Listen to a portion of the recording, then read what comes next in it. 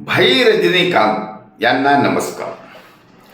दारूमुक्ती आंदोलनाचे संयोजक यांनी सकाळी फोन करून आणि एक पोस्ट टाकून सैनिक समाज पार्टीला आव्हान केलं की सैनिक समाज पार्टीने सुद्धा या दारूमुक्ती आंदोलनाचा पुरस्कार केला पाहिजे. त्यासाठी त्यांना आणि महाराष्ट्रातील तमाम जनतेला कळवण्यात येतं की खुलासा करण्यात येत आहे की दारू मुक्ती आंदोलन यशस्वी तेव्हाच होईल जेव्हा दारू उत्पादक नेत्यांना सत्तेबाहेर केल्या जाईल. ज्याप्रमाणे तामिळनाडूमध्ये विजय थलपती यांनी तरुणांना जागृत केलं आणि तरुणांनी त्यांना 60-65% पुढे मतदान केलं. त्याचप्रमाणे महाराष्ट्रामध्ये सुद्धा सैनिक समाज पार्टीतर्फे हा मुद्दा कळीचा मुद्दा पकडला गेलेला आहे. कारण दारूच्या उत्पादनामुळे सरकारला भरपूर निधी मिळतो.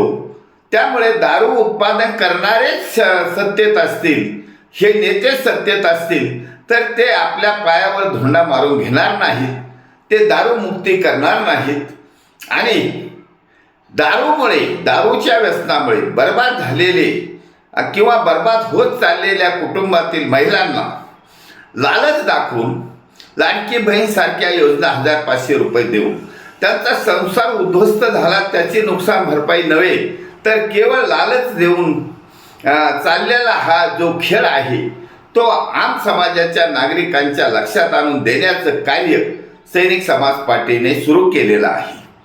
ज्यामुळे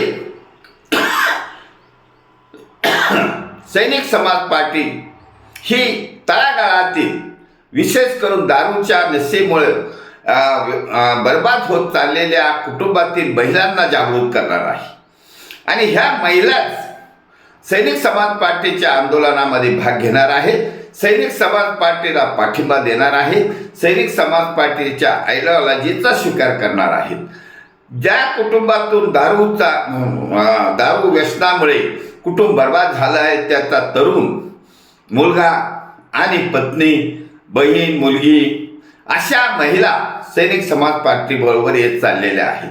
त्यामुळे हे आंदोलन यशस्वी करण्यासाठी प्रथम जो सैनिक समाज पार्टीने मुद्दा उपस्थित केला आहे त्या मुद्द्यानुसार आम जनता सैनिक समाज पार्टीबरोबर येत चालली आहे आणि या आम समाजातील जनतेलाच जागृत करून सैनिक समाज पार्टीचं ध्येय आहे की छत्रपती शिवाजी महाराजांच्या रयतेच्या राज्याची पुनरावृत्ती करण्यासाठी सैनिक समाज पार्टीचं खास सरकार सत्तेवर बसवायचं आहे आणि विजय थलपतीप्रमाणे या सैनिक समाज पार्टीचा सिटीजन सोल्जरच मुख्यमंत्री पदाच्या खुर्चीवर जाऊन बसवला जाणार आहे.